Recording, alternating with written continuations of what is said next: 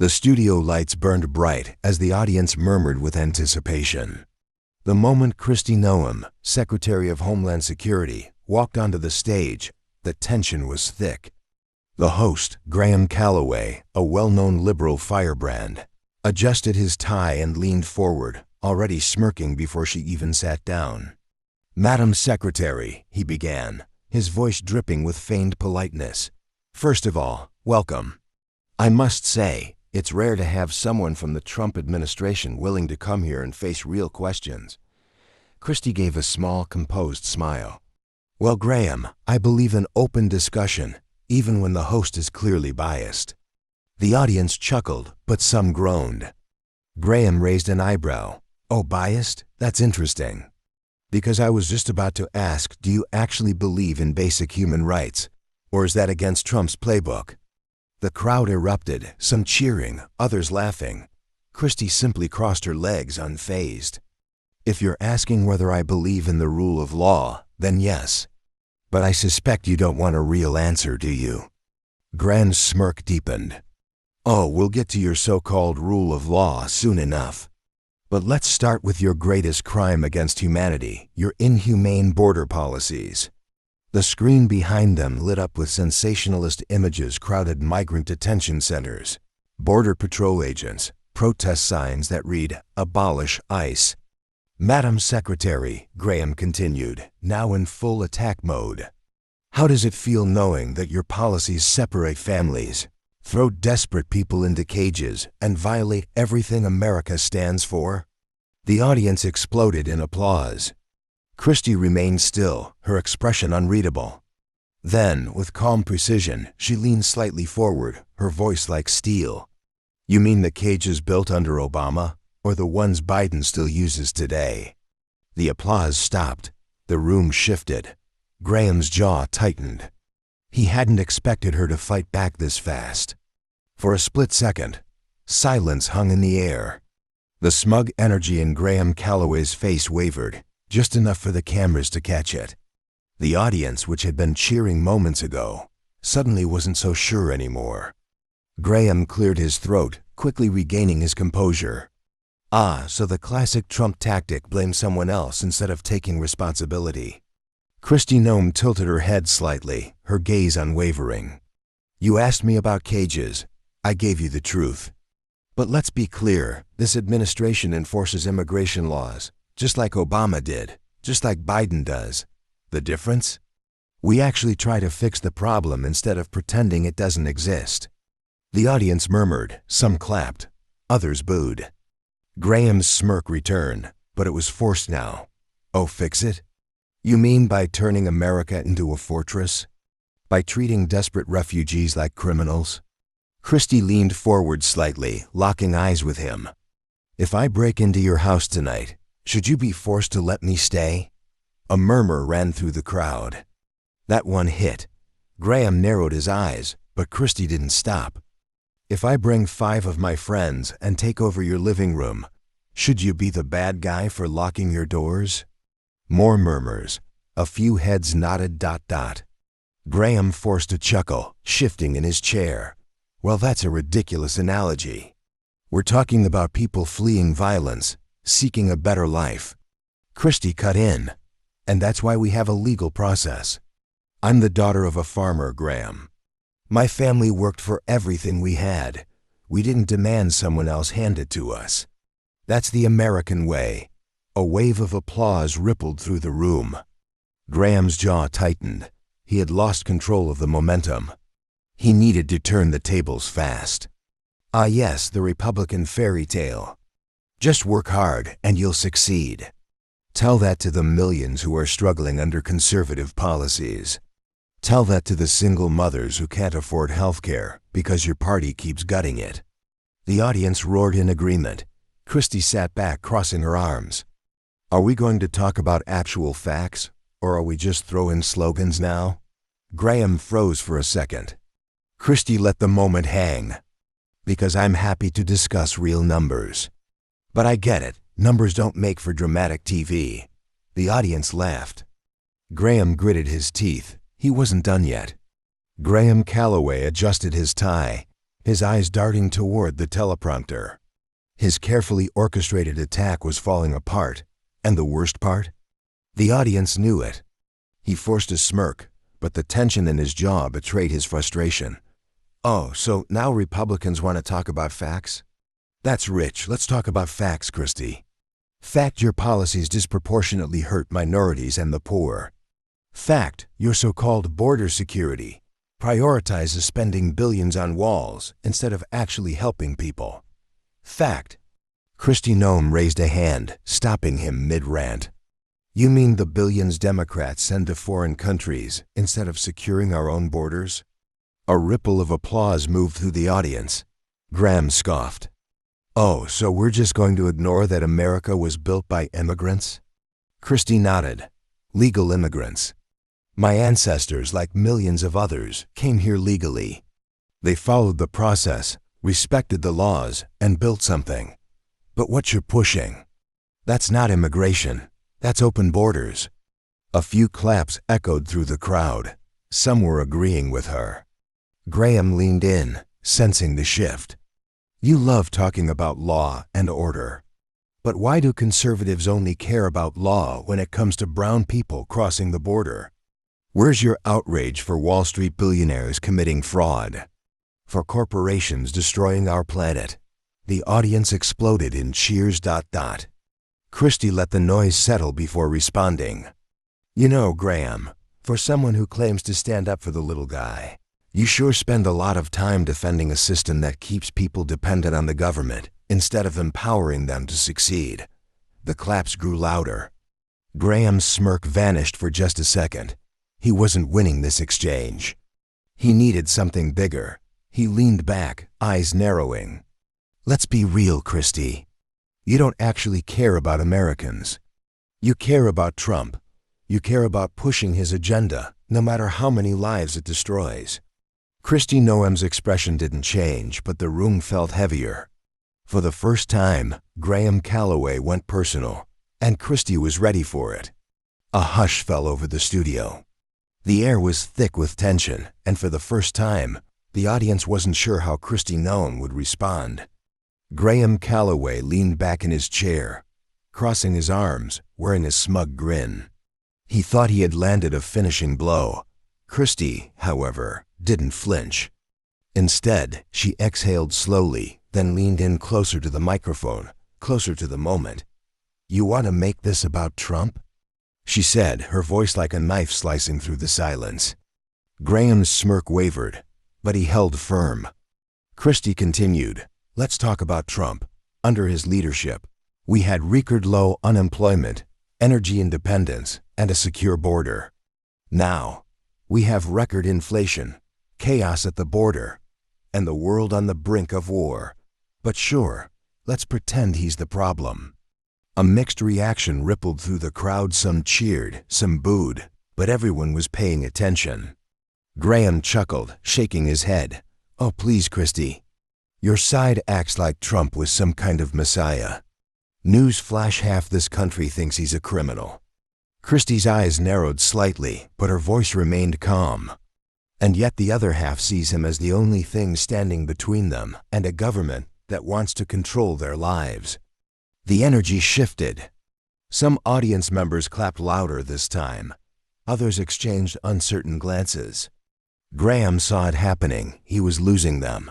"Oh, so now you're the victim?" He shot back, "Spare me.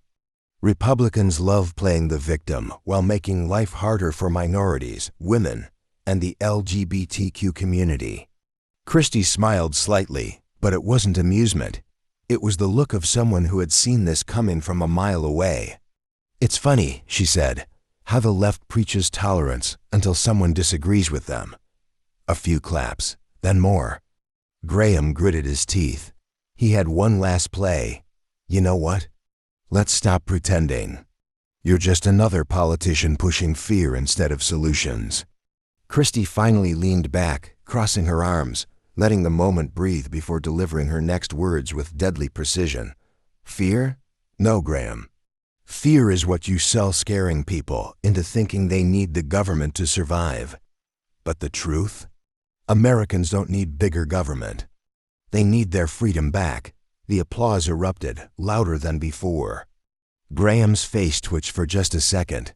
Kristi Noem was winning. Graham Calloway adjusted his earpiece, likely listening to producers panicking behind the scenes. This wasn't going as planned. Kristi Noem wasn't just holding her ground. She was pushing him into a corner. He needed to take control of the conversation. He leaned forward, dropping his voice to something more sinister, more condescending. Kristi, let's be honest. Conservatives don't want freedom. They want control. Control over women's bodies. Control over who people can love. Control over what children can learn in school. Kristi didn't even blink. Control? That's rich coming from the party that wants to force speech laws, weaponize the IRS against its opponents, and silence anyone who doesn't fall in line with their ideology. A wave of murmurs ran through the crowd. Even some of Graham's supporters seemed to hesitate. Graham gritted his teeth. Oh, please, Kristi. If conservatives had their way, America would be some dystopian Handmaid's Tale nightmare. Kristi tilted her head slightly, as if studying him, then responded with surgical precision. You mean a dystopian nightmare like banning gas stoves, telling people what cars they're allowed to drive, and forcing young children into gender discussions they don't even understand. The audience reacted, hard gasps, claps, some outright cheering. Graham forced a laugh, but there was a flash of anger behind his eyes. He had lost control of the narrative, and he knew it. Kristi continued, not letting up. The difference between us, Graham, is that conservatives want people to have the freedom to choose their own path. Your side? You want compliance. You call it progress, but in reality, it's just a new form of control. The audience's reaction was immediate clapping, nodding, even some standing up. Graham looked toward the camera as if silently pleading with the producers. But there was nothing they could do. Kristi Noem had seized the moment, and she wasn't done yet. Graham Calloway shifted in his seat, his confidence cracking. The control he once had over the conversation was slipping away, and Kristi Noem was driving the knife deeper with every word. He forced a smirk, desperate to regain the upper hand. Kristi, you keep acting like conservatives are the saviors of America. But remind me who tried to overthrow democracy, who pushed conspiracy theories, who refuses to accept reality. The crowd reacted, some cheering, others groaning at the predictable attack. Kristi exhaled through her nose, tilting her head slightly, as if she had expected this. Let's talk about reality, Graham. Reality is that under conservative leadership, Americans had jobs, affordable gas, and safer streets. Reality is that your party champions riots, defunding the police, and weaponizing the justice system against political opponents. The energy shifted again. The audience was no longer on his side. Graham chuckled nervously, waving his hand dismissively. Oh, come on, Kristi. Stop playing the victim. Republicans always act like they're under attack when they're the ones making life worse for working Americans. Kristi leaned in slightly, her tone colder. Working Americans? The ones your side taxed into poverty? The ones losing jobs because of radical green policies? The ones dealing with record crime because of soft-on-crime policies? Boom! The crowd exploded. Graham's jaw tightened. He was running out of plays. You know what, Kristi? I don't think you actually care about America. I think you care about power. Just like Trump. Just like every other right-wing extremist who wants to turn this country into their own dictatorship. That was it, the moment the audience turned on him. Scattered boos erupted. Even some liberals shifted uncomfortably. Kristi let the tension build, then struck the final blow. You accuse conservatives of wanting power, yet your side is the one censoring speech, arresting political opponents, and pushing radical policies that punish anyone who doesn't comply. Tell me, Graham, who's the real threat to democracy? Graham's mouth opened, but no words came out. The audience erupted in cheers. Kristi leaned back, arms crossed, victorious. The host scrambled to move on, But everyone in that room and everyone watching at home knew what had just happened. Kristi Noem had won. The studio fell into silence. The energy in the room had completely shifted. Graham Calloway, the once dominant host, sat stiffly in his chair, his forced smile barely hiding the frustration brewing beneath. He had lost control of the conversation. Kristi Noem, calm and composed, had just dismantled every one of his arguments, and she wasn't finished yet. Graham leaned forward, gripping his cue cards. "Kristi, you keep talking about standing up for American values. But isn't it true that your policies are just about clinging to the past? The world is changing. Why can't conservatives accept that?" Kristi tilted her head slightly, as if amused by his attempt to regain the upper hand. "Change isn't the issue, Graham. It's about what kind of change. You think progress means tearing down what made America great. I think progress means building on our strengths while protecting the freedoms that millions have fought for." Graham chuckled dryly, shaking his head. "Come on, Kristi. We're talking about policies that actually help people. Your party wants to push laws that restrict rights." Kristi cut in smoothly, her voice unwavering. "Rights? Like the right to free speech, which your side tries to cancel the moment someone disagrees. Or the right of parents to decide what their kids are taught in schools, instead of being force-fed radical ideologies?" The audience murmured, some shifting in their seats. Graham's smile faltered for a fraction of a second. He quickly scanned his notes, looking for something, anything to turn the tide. "Your version of freedom," he finally said, "comes at the expense of inclusivity, of progress. Conservatives like you claim to love America, but you refuse to accept the reality of a changing world." Kristi leaned forward slightly, locking eyes with him. "Loving America doesn't mean blindly accepting every radical change, just because it's labeled progress. It means defending what's right, even when it's unpopular. It means standing up for hardworking Americans who are tired of being lectured by elites, who live in gated communities while telling the rest of us how we should live." Boom.